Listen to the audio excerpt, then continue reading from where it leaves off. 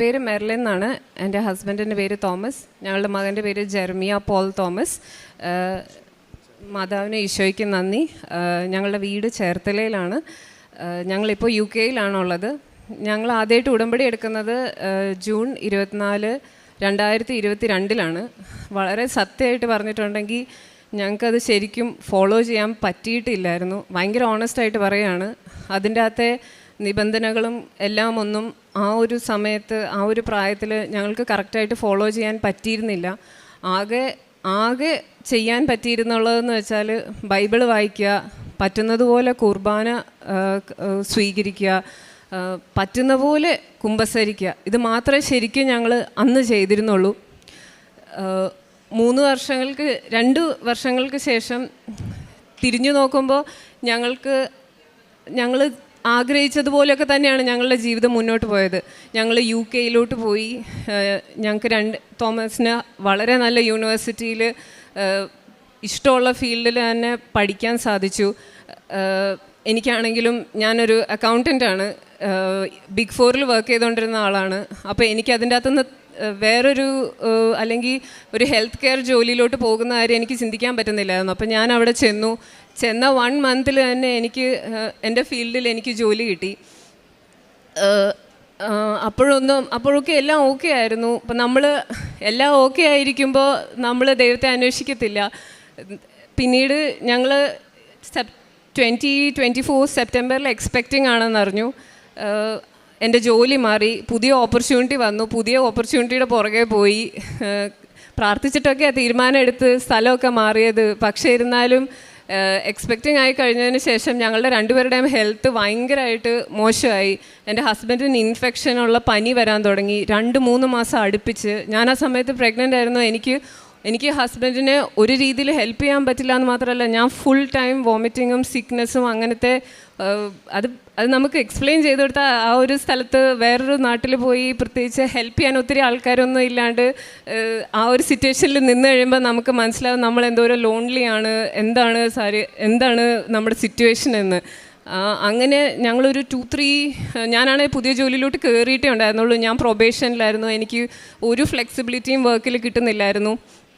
അതിനുശേഷം ഞാൻ എൻ്റെ പേരൻസും ഹസ്ബൻഡിൻ്റെ പേരൻസും എല്ലാം പറഞ്ഞു, ഓക്കെ നാട്ടിലോട്ട് വാ, ഇനി ഒന്നും നോക്കണ്ട, നിങ്ങൾ നാട്ടിലോട്ട് വന്നാൽ മതി, നമുക്കെല്ലാം പ്രാർത്ഥിച്ച് ശരിയാക്കാം എന്ന് പറഞ്ഞ് ഞങ്ങൾ നാട്ടിലോട്ട് വന്നു. ഞാൻ വീണ്ടും പറയാം, അപ്പോഴൊന്നും ഞങ്ങൾക്ക് ഉടമ്പടി കറക്റ്റായിട്ട് ഫോളോ ചെയ്യാൻ പറ്റിയിട്ടില്ല. നാട്ടിൽ വന്നു 2-3 മാസങ്ങൾക്ക് ശേഷം ഞങ്ങളുടെ വിഷമം ഇതാണ്. ഹസ്ബൻഡ് ഇത്രയും നല്ല യൂണിവേഴ്സിറ്റിയിൽ പഠിച്ചു, ഫീൽഡിലൊരു ജോലി, അത് UK യിൽ പഠിച്ച അത്രയും നമ്മൾ ഇത്രയും എഫേർട്ട് എടുത്ത് അവിടെ പോയി പഠിക്കുമ്പോൾ നമുക്ക് ആ ഫീൽഡിലൊരു ജോലി വേണം. അതായിരുന്നു നമ്മുടെ ഒരു ആഗ്രഹം. അത് കിട്ടിയില്ല, അത് ശരിയായില്ല എന്നൊരു മനസ്സിലൊരു വിഷമം ഉണ്ടായിരുന്നു. അങ്ങനെ പിന്നെ മോനായി. പിന്നെ ലൈഫിനെ പറ്റി ചിന്തിക്കുമ്പോൾ നമ്മൾ വിചാരിക്കും, ഓക്കെ ശരിയാവുന്നില്ലല്ലോ, ഇനി എങ്ങനെയാണ് ഇത് മുന്നോട്ട് പോകണ്ടേന്ന് നമുക്കറിയില്ല. അപ്പോഴാണ് നമ്മളുടെ പേരൻസ് നമ്മളോട് പറഞ്ഞത്, ഉടമ്പടി പുതുക്ക്, എല്ലാം നിങ്ങളൊന്ന് അവിടെ ചെല്ല്, മാതാവിൻ്റെ അടുത്ത് ചെന്ന് പ്രാർത്ഥിക്ക്, എല്ലാം ശരിയാകും എന്നുള്ളത്. മോന് 1 മാസം ഉണ്ടായപ്പോൾ ഞങ്ങളിവിടെ വന്നു, ഉടമ്പടി പുതുക്കിയതിന് ശേഷം ഞങ്ങളുടെ ലൈഫ് എങ്ങനെയാണ് മാറിയതെന്ന് സത്യമായിട്ടും പറഞ്ഞറിയിക്കാൻ പറ്റില്ല. കാരണം ഞങ്ങളുടെ ആത്മീയ ജീവിതം അത്രയ്ക്ക് ഉയർന്നു. ഞങ്ങൾ ഉടമ്പടിയിൽ ആഗ്രഹിച്ച കാര്യങ്ങളെല്ലാം എഴുതി. പക്ഷേ ഞങ്ങളുടെ ആത്മീയ ജീവിതം അത്രയ്ക്ക് ബെറ്ററായി. ബാക്കി എല്ലാ കാര്യങ്ങളും ഞങ്ങൾ വിടാൻ തുടങ്ങി. ഓക്കെ, കുർബാന കറക്റ്റായിട്ട് പോകണം, കുമ്പസാരിക്കണം, നന്നായിട്ട് 2 ആഴ്ച കൂടുമ്പോൾ നമ്മളൊരു കുഞ്ഞ് തെറ്റ് മനസ്സിലിരിക്കെ കുർബാന സ്വീകരിക്കാൻ മനസ്സിൽ ബുദ്ധിമുട്ട് വരും.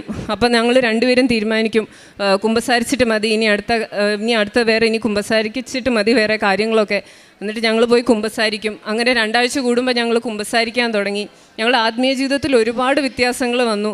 അതുമാത്രമല്ല, അങ്ങനെ ഞങ്ങൾ 2ാമത് ഉടമ്പടി എടുത്തതിന് ശേഷം ഞങ്ങൾ ഉടമ്പടി നേർച്ച വസ്തുക്കൾ ഒത്തിരിയായി ഞങ്ങളെ ഇൻഫ്ലുവൻസ് ചെയ്തിട്ടുണ്ട്. ഉടമ്പടി ഉപ്പും ഉടമ്പടി എണ്ണയും, ഞങ്ങളുടെ മോൻ ഉടമ്പടി തൈലം, ഞങ്ങൾ എന്നും നെറ്റിയിൽ കുരിശ് വരച്ച് പ്രാർത്ഥിക്കുമായിരുന്നു.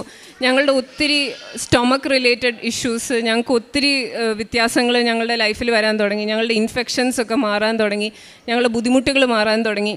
അങ്ങനെ ഇരിക്കുകയാണ് ഓൾസോ ഇതിൻ്റെ കൂട്ടത്തിൽ ഞങ്ങൾ ഫിനാൻഷ്യലി ഭയങ്കര സ്റ്റേബിളായിട്ടുള്ള സിറ്റുവേഷനിലല്ലായിരുന്നു ഞങ്ങൾ.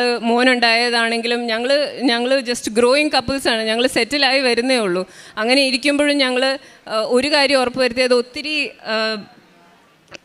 ഒത്തിരി പേരെ സഹായിക്കാൻ ശ്രമിച്ചിട്ടുണ്ട്, പഠിക്കാൻ ഹെൽപ്പ് ചെയ്തിട്ടുണ്ട്. ഞങ്ങളുടെ തന്നെ സാലറി, ഞങ്ങൾ വേറെ എവിടെ നിന്നല്ല, ഞങ്ങൾ തന്നെ ഏൺ ചെയ്യുന്നതിൻ്റെ അകത്തുനിന്ന് കുറച്ച് ദശാംശം എടുത്ത് പഠിക്കാനുള്ള ആൾക്കാർ, അല്ലെങ്കിൽ ജീസസ് യൂത്തിന് ഒരു 10 പേരെ കൂടാനുള്ള സഹായം, അല്ലെങ്കിൽ വീട് വെച്ച് കൊടുക്കാൻ നമ്മളെ കൊണ്ട് സാധിക്കുന്നത്.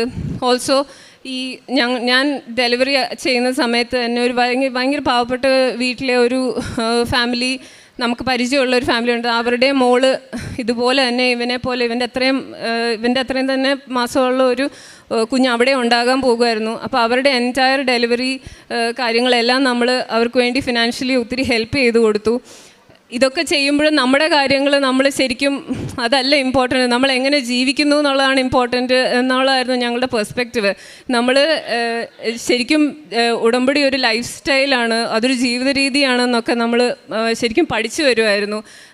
ശരിക്കും ഞങ്ങൾ ഭയങ്കര ഹാപ്പി ആയിരുന്നു. കാര്യം ഞങ്ങൾ ആഗ്രഹങ്ങളൊക്കെ ഒരു സ്ഥലത്തുണ്ടെങ്കിലും ഞങ്ങൾ ഭയങ്കര ഹാപ്പി ആയിട്ടായിരുന്നു ഞങ്ങൾ ജീവിക്കുന്നത്.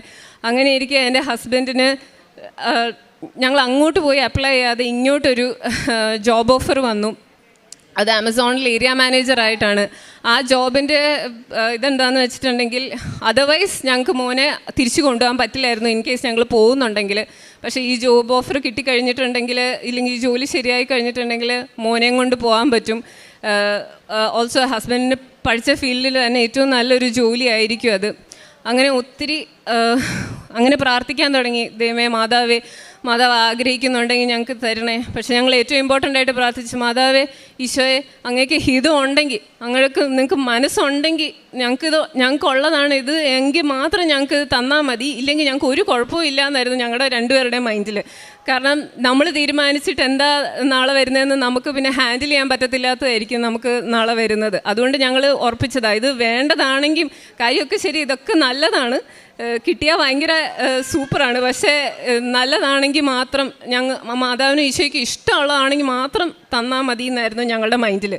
അങ്ങനെ ഇൻ്റർവ്യൂ അറ്റൻഡ് ചെയ്യാൻ ഹസ്ബൻഡ് പ്രിപ്പയർ ചെയ്യാൻ തുടങ്ങി. ഭയങ്കര ടഫ് ഇൻ്റർവ്യൂ ആയിരുന്നു, ഒരു 3 hours ഇൻ്റർവ്യൂ ആയിരുന്നു. അതിനു മുന്നേ ഞങ്ങൾ എല്ലാ ദിവസവും ഉടമ്പടി നേർച്ച വസ്തുക്കൾ ഉപയോഗിക്കുമായിരുന്നു. അന്നാണെങ്കിലും ഇൻ്റർവ്യൂവിന് മുന്നേ ആണെങ്കിലും ഉടമ്പടി ഉപ്പും തൈലവും പുരട്ടി ഞങ്ങൾ നന്നായി പ്രാർത്ഥിച്ചു. നന്നായിട്ട് ഇൻ്റർവ്യൂ പ്രിപ്പയർ ചെയ്യാനും നന്നായിട്ട് പെർഫോം ചെയ്യാനും ദൈവം അനുഗ്രഹിച്ചു.